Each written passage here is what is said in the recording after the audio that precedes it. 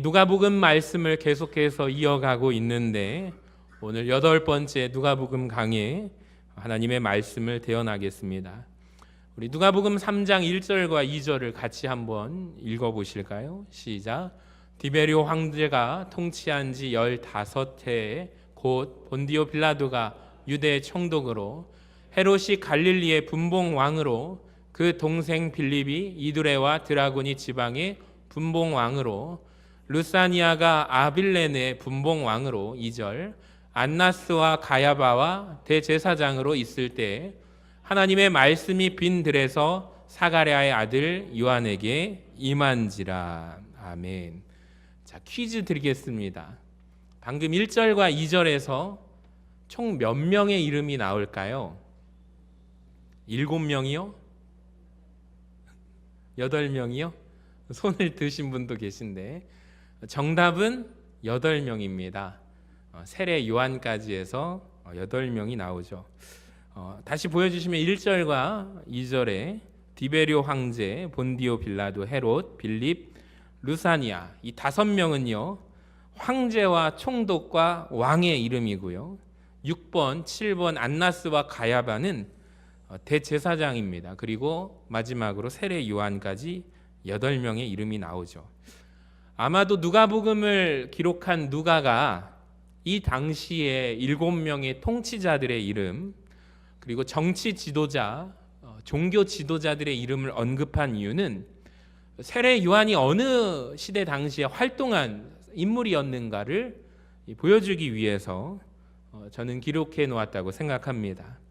그런데 저는 오늘 이 말씀이 참 귀한 이유가 이 당시의 세상에서 위대한 정치 지도자와 왕들, 종교 지도자들이 있었지만 이 7사람들은 그냥 지나쳐가고 하나님의 시선이 향하는 한 사람이 있는데 그의 이름이 누구죠?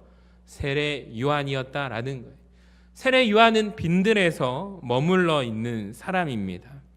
여러분, 이 말씀을 통해서 우리는 무엇을 깨닫게 되냐면 사람이 주목하는 사람이 있고 하나님이 주목하는 사람이 있는데 그 둘은 다르다라는 것입니다.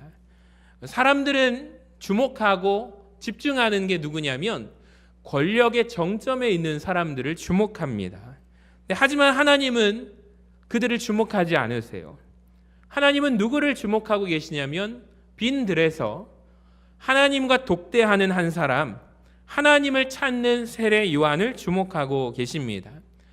여러분, 저는 이 말씀을 묵상하는 가운데 우리도 역시 하나님이 주목하는 사람들이 되면 좋겠습니다. 이런 건 좀 크게 아멘 하시기를 바랍니다. 예, 아멘 하시기를 바랍니다. 제가 누가복음 3장 1절과 2절 방금 읽은 본문을 올해 2024년 버전으로 읽어드리면 조 바이든이라는 사람이 미국 대통령으로, 푸틴이 러시아 대통령으로, 시진핑이 중국 주석으로, 기시다 후미오가 일본의 총리로, 윤석열 씨가 한국의 대통령으로 있을 때 세상의 관심과 이목은 용산을 향하고 백악관을 향하고 크렘린 궁을 향하지만 하나님의 말씀은 이른 새벽을 깨워 조용히 기도의 자리에 나와 하나님 앞에 서 있는 전주 서신교회 성도들에게 임하니라. 할렐루야. 여러분, 이런 거에 우리가 감동받기를 원합니다. 3절을 보시면 요한이 요단강 부근 각처에 와서 죄사함을 받게 하는 회개의 세례를 전파합니다. 저는 3절을 통해서 세례 요한이 어디에서 사역을 시작했는가 장소를 한번 집중해 보기를 원하는데요. 노란 글씨 한번 읽어볼까요? 3절에 시작. 요단강 부근 각처에 와서. 세례 요한이 사역을 왜 요단에서 했을까요? 여러분, 요단강에서 왜 사역을 시작했을까요? 여기에 대해서 생각해 보신 적이 있습니까? 제가 이 말씀을 준비하면서 단기 선교 현장에 캄보디아에서 말씀을 준비하면서 왜 요단이었을까라는 질문이 들었습니다. 베들레헴이 왜 아니었고 예루살렘이 아니었고 여리고가 아니었고 베델도 아닌 왜 요단에서 세례 요한이 그의 사역을 시작하게 되었을까? 세례를 주기 위해서 물로 세례를 주려고 물이 필요하기 때문에 요단강이었을까? 이스라엘에 요단강만 있는 게 아니에요, 여러분. 다른 강들도 있어요. 야복강도 있고 기손강도 있습니다. 근데 굳이 왜 세례 요한이 요단강에서 그의 사역을 처음 시작했을까 궁금해졌습니다. 이 말씀을 준비하고 묵상하면서 놀라운 것을 깨닫게 되었는데, 여러분 세례 요한이 누군지 아십니까? 우리 수요 기도회 때 말라기를 이번 주부터 들어가게 됩니다. 말라기 말씀을 묵상하면서 발견했는데요. 4절과 5절을 보시면 같이 한번 읽어봐요. 시작. 보라, 여호와의 크고 두려운 날이 이르기 전에 내가 선지자 엘리야를 너희에게 보내리니 그가 아버지의 마음을 자녀에게로 돌이키게 하고 자녀들의 마음을 그들의 아버지에게로 돌이키게 하리라. 아멘. 말라기 선지자가 구약에서 마지막으로 활동했던 선지자인데요. 구약에서 마지막 예언입니다. 누가 다시 올 거래요? 엘리야가 다시 올 것이다. 선지자 엘리야가 이 땅에 다시 오게 될 것인데, 마태복음 11장 14절을 보세요. 예수님이 뭐라고 하시냐면 그 오리라 한 엘리야가 곧 이 사람이 누구죠? 세례 요한이라는 거예요. 할렐루야. 그러니까 구약에 예언된 그 엘리야 같은 사람, 주의 길을 예비할 자는 누구예요? 세례 요한이 맞다. 예수님이 말씀해 주셨어요. 제가 엘리야 선지자를 생각해 보았습니다. 정말 놀라웠는데요. 엘리야가 사역을 마무리한 장소를 한번 보시기 바랍니다. 그 장소는 요단이었습니다. 열왕기하 2장 1절을 보세요. 여호와께서 회오리 바람으로 엘리야를 하늘로 올리고자 하실 때 엘리야가 제자 엘리사와 더불어 길갈로 갑니다. 6절을 보세요. 엘리야가 또 엘리사에게 이르되 청하건대 너는 여기 머물라.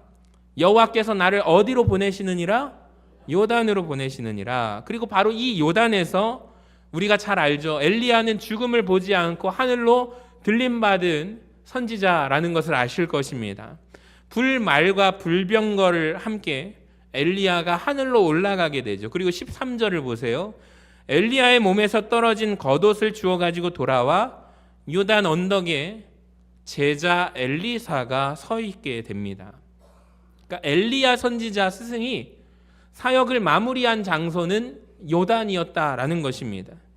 여러분 바로 그 요단에서 엘리야인 세례 요한이 사역을 시작한 거예요. 이해가 되십니까? 이게 우연이 아닙니다. 제가 말씀을 묵상하면서 다음과 같은 마음과 생각이 들었습니다.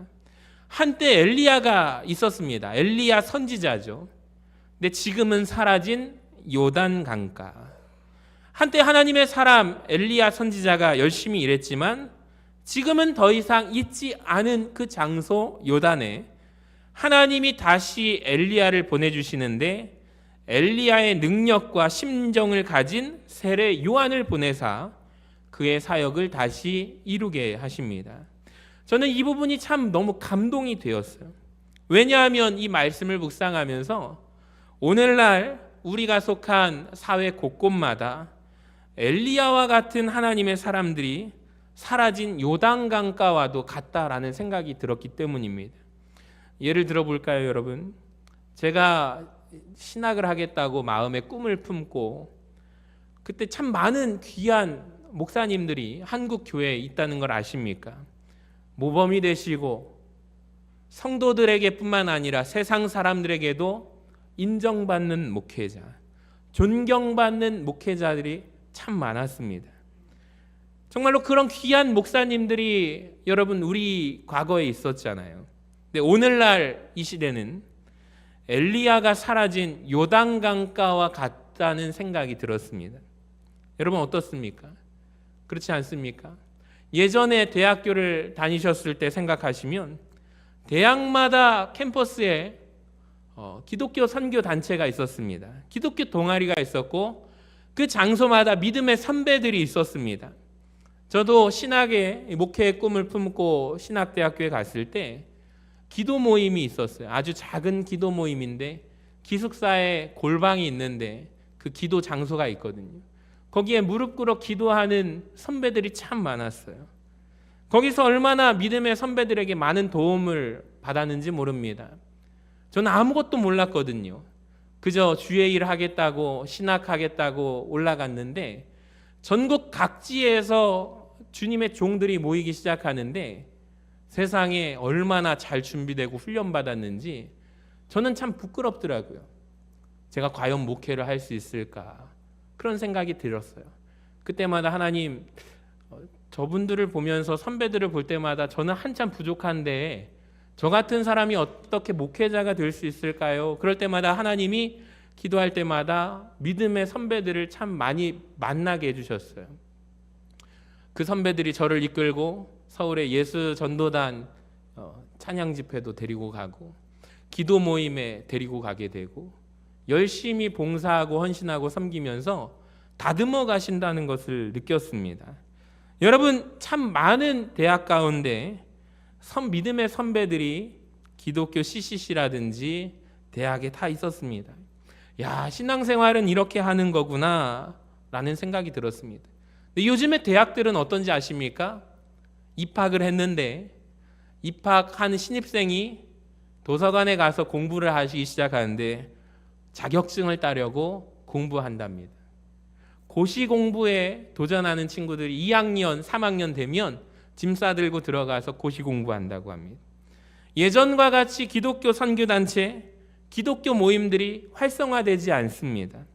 엘리야가 사라진 요단 강가와도 같습니다. 여러분, 직장은 어떠십니까?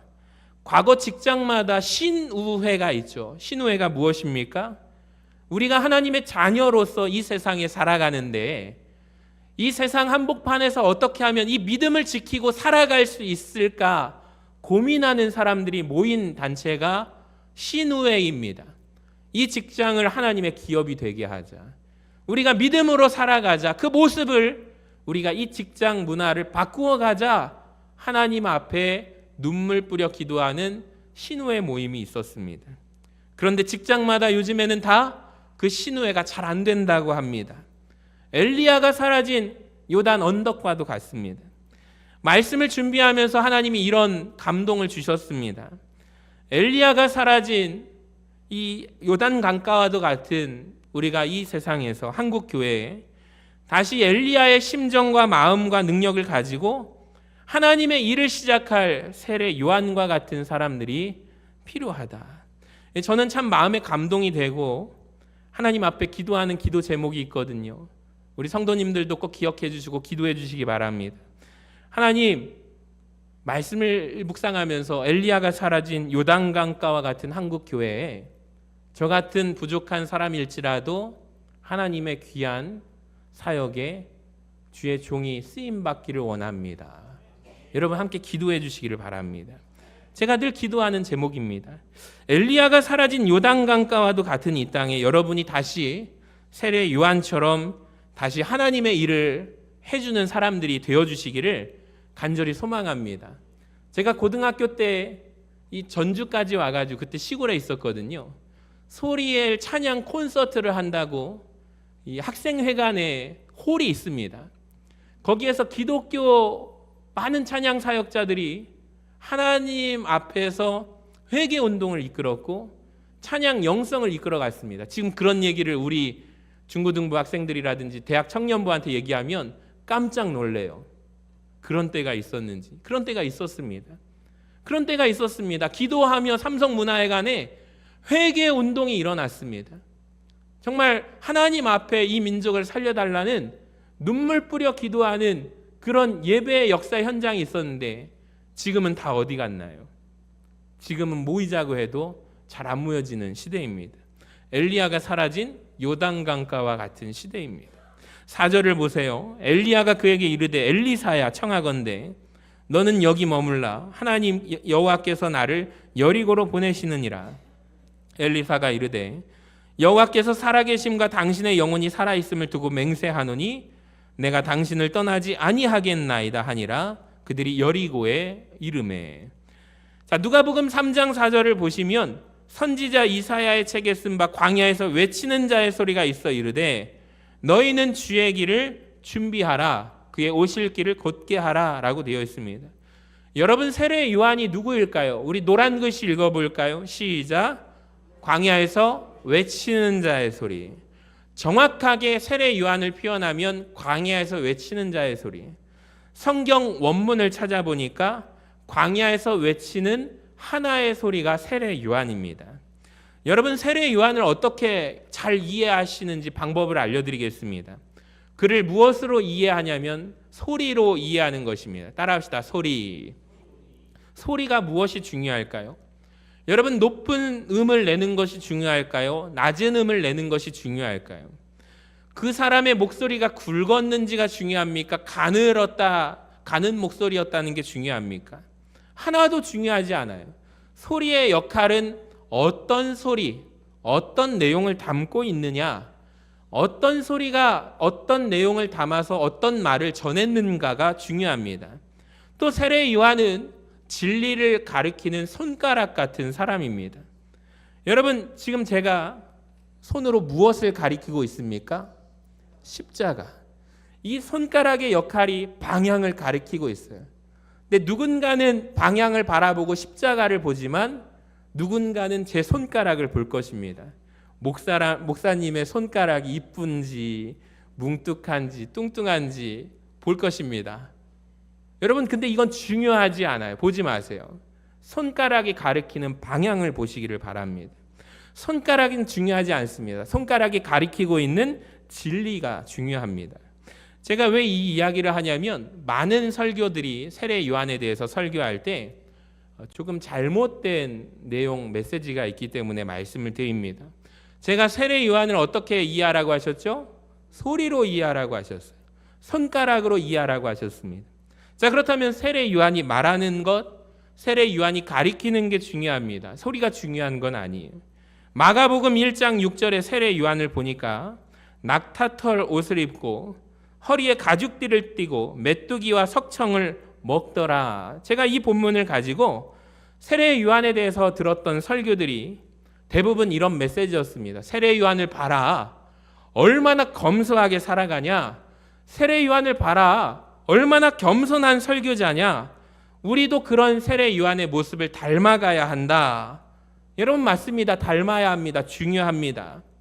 그런데 어떤 분은 저한테 목회자는 이 세례 요한처럼 가난하게 살아야 된다라고 열변을 토하면서 말씀하시던 분도 계셨습니다. 그런 분을 보았습니다. 좋습니다. 중요합니다. 그런데요, 거기까지만 말하면 잘못된 거예요. 세례 요한이 한 말, 세례 요한이 가리킨 진리가 중요합니다. 가리킨 손가락이, 목소리가 어떤 스타일이었는가는 중요하지 않습니다. 세례 요한의 옷 입는 스타일을 한번 보실까요? 여러분, 제가 구약을 강의하면서 우리 성도님들께 보여드린 게 있어요. 제사장들의 옷에 대해서. 에봇이 있었고 제사장들은 하얀 세마포 옷을 입었습니다. 근데 모두가 그런 옷을 입고 하나님 앞에 나아갈 때 세례 요한은 낙타털, 약대털 옷을 입은 사람입니다. 또 하나 7절을 보세요. 세례 요한의 사역의 스타일이 나오는데요. 세례 요한이 세례를 받으러 나오는 무리에게 이르되, 그러니까 요한이 지금 오늘날 목회자들처럼 신방을 가거나 하지 않았습니다. 가만히 서서 찾아오는 사람들에게 설교만 합니다. 말하는 스타일도 보세요. 독사의 자식들아. 이것을 보고서 욕하면서 설교하시는 목회자들도 있습니다. 정말 뭘 모르고 하는 설교입니다. 스타일이 중요한 게 아닙니다. 나는 정장을 입지 않고 청바지를 입고 설교하겠다. 그것도 중요합니다. 좋습니다. 그런데 그게 중요한 게 아니에요. 그가 하고 있는 말과 그가 전달하고자 하는 진리를 얘기하지 않고 세례 요한의 스타일과 외적인 부분만을 얘기한다는 것은 아주 잘못된 방향이라는 것을 말씀드립니다.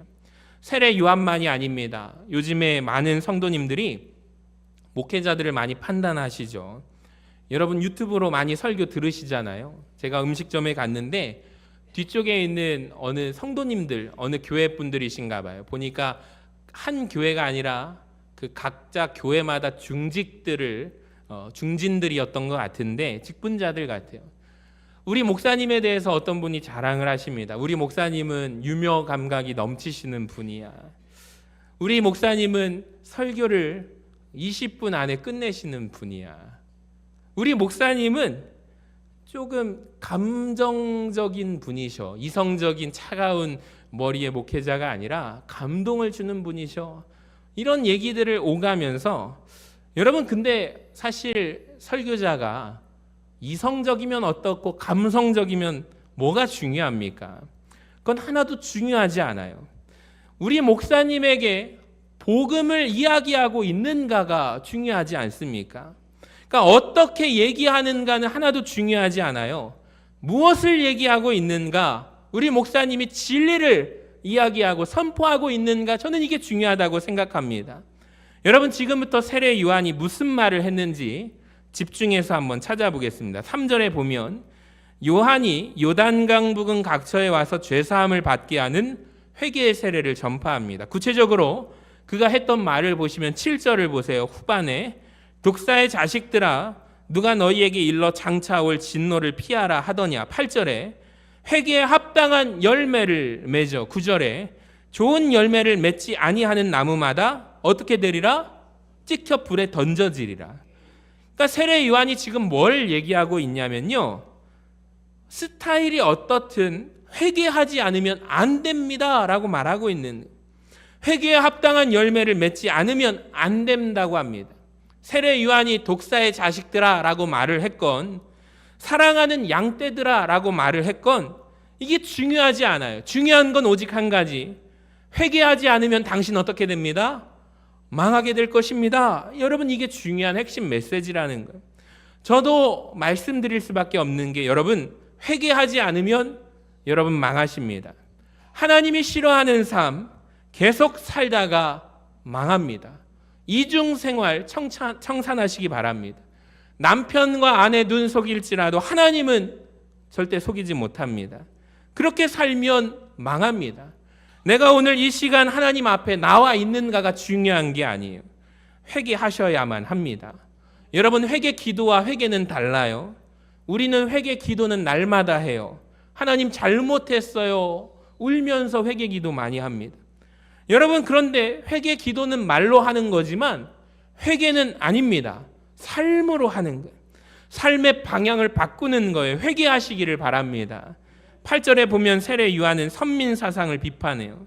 보세요. 잘 아는 말씀인데 속으로 아브라함이 우리 조상이라 말하지 말라. 내가 너희에게 이르노니 하나님이 능히 이 돌들로도 아브라함의 자손이 되게 하시리라. 여러분, 한국교회 이 시대의 중요한 메시지거든요. 오늘날 너무나도 잘못된 구원관이 들어와 있기 때문입니다. 한번 내가 구원받았으니 괜찮다, 이거 아닙니다. 나는 구원받았으니 어떻게 살아도 괜찮다, 아닙니다. 여러분, 성경은 뭐라고 얘기합니까?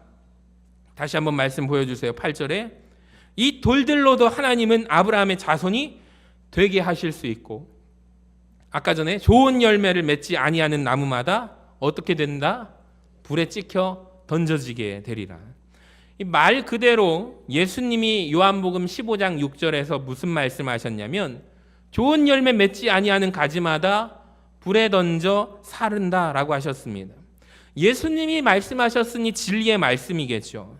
여러분, 헛된 교훈에 속지 마시기 바랍니다. 구원받았으니 나는 아무렇게나 살아도 괜찮아, 아닙니다.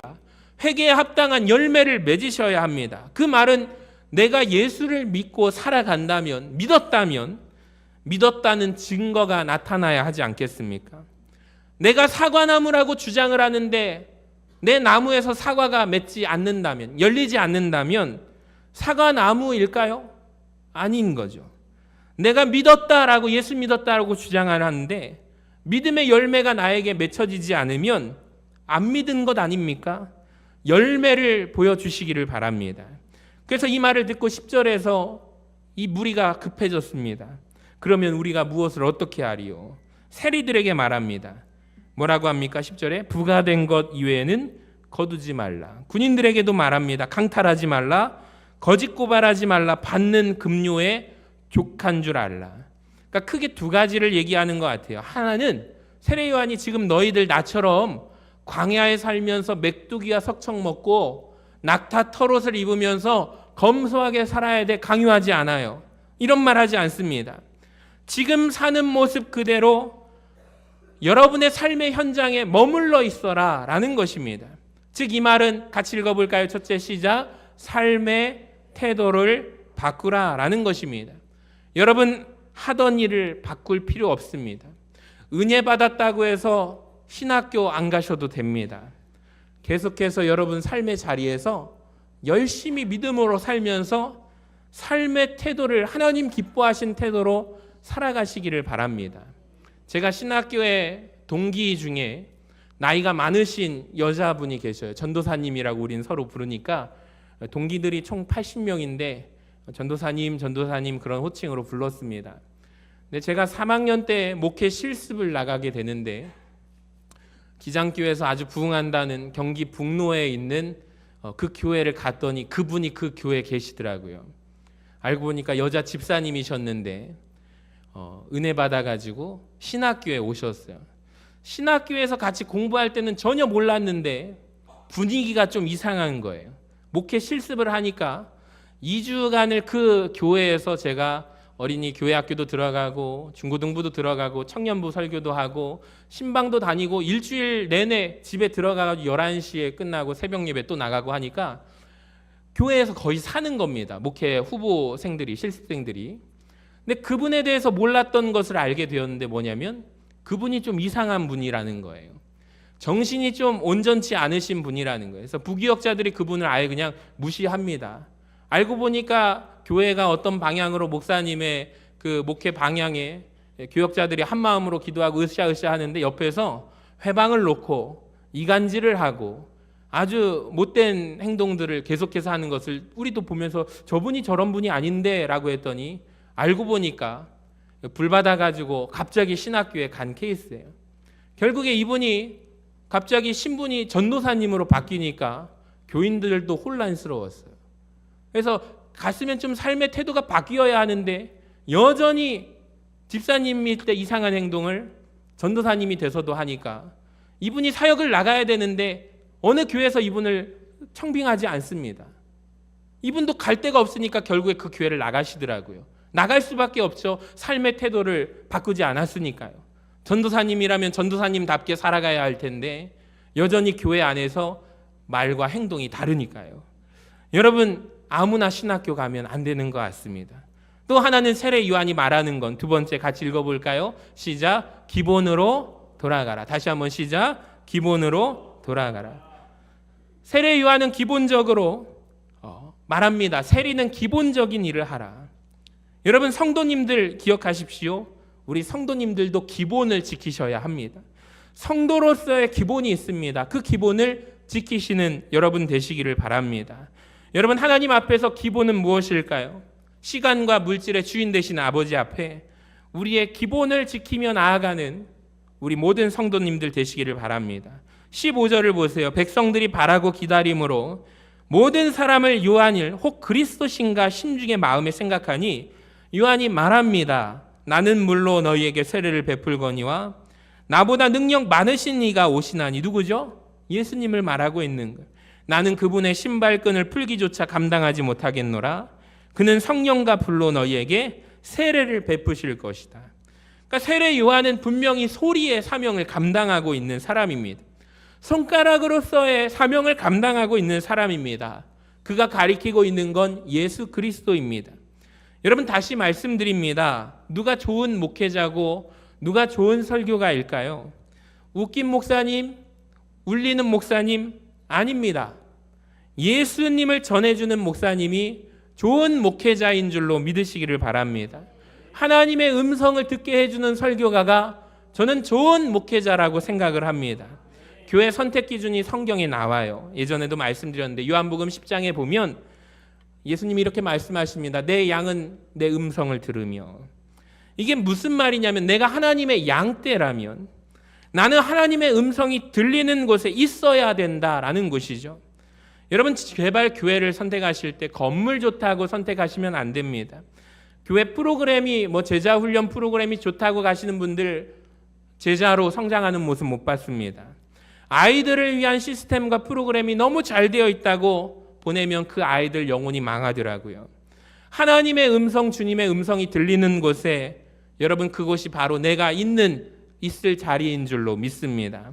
한 가지 더 세례 요한이 무슨 얘기를 하냐면 17절에 손에 키를 들고 자기의 타작마당을 정하게 하사 알곡은 모아 곡간에 들이고 쭉정이는 꺼지지 않는 불에 태우시리라. 무서운 말씀입니다.